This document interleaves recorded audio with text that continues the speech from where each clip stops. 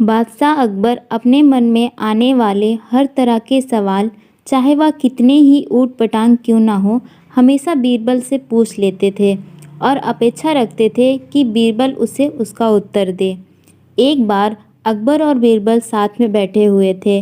तब अकबर ने बीरबल से कहा, बीरबल, मुझे एक ख्याल हमेशा ही आता है कि तुम जो इतने बुद्धिशाली हो, तो तुम्हारे जो पिता हैं वह कितने बुद्धिशाली होंगे।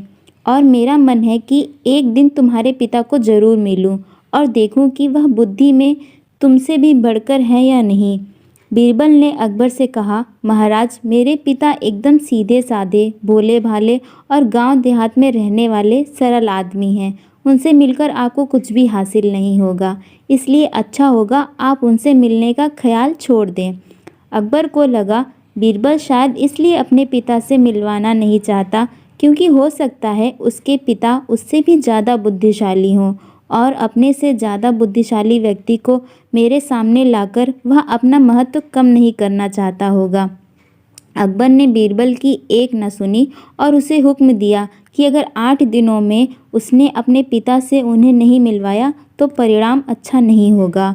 बीरबल के पास और कोई चारा नहीं था, तो बीरबल ने गांव से अपने पिता को संदेश भिजवाकर बुलवा लिया। बीरबल अब सच में दुविधा में था क्योंकि उसके पिता सच में बहुत सरल और भोले भाले आदमी थे। बीरबल ने अपने पिता को अच्छे नए कपड़े खरीद कर दिए और उन्हें एक बात कही कि चाहे कुछ भी हो जाए, अकबर कुछ भला बुरा कहे या गुस्सा करे, आपको उनके सामने बिल्कुल मुंह नहीं खोलना है। बीरबल के पिता अपने बेटे की बात मानकर अकबर के दरबार में गए।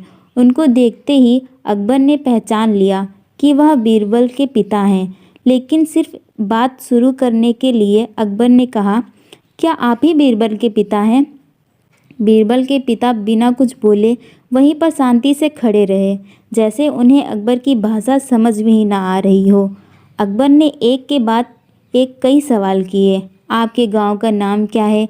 गांव में सभी लोग कैसे हैं? इस साल बारिश हुई या नहीं? और फसल कैसी है? लेकिन बीरबल के पिता अपने बेटे के समझाए अनुसार एक भी शब्द नहीं बोले। अकबर को गुस्सा आ गया और वह बड़बड़ाने लगा, कैसे मूर्ख से आज पाला पड़ गया है।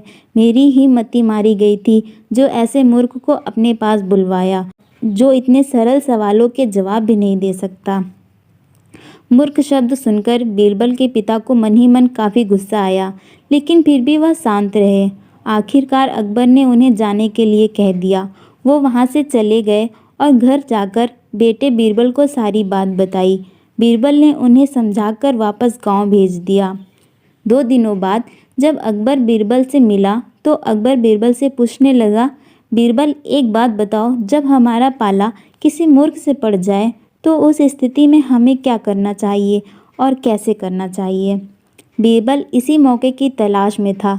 बीरबल ने तुरंत अकबर को जवाब दिया, महाराज, जब भी हमारा पाला किसी मूर्ख से पड़ जाए तो उस स्थिति में सबसे बेहतर जो हम कर सकते हैं वह है चुप रहना। ठीक उसी तरह जिस तरह से मेरे पिताजी आपके सामने चुप थे। यह सुनकर अकबर का मुंह देखने लायक था, क्योंकि बीरबल ने न सिर्फ अपने पिता का बदला ले लिया था, बल्कि यह भी साबित कर दिया था कि सच में अगर कोई मूर्ख है तो वह अकबर है, ना कि उसके पिताजी।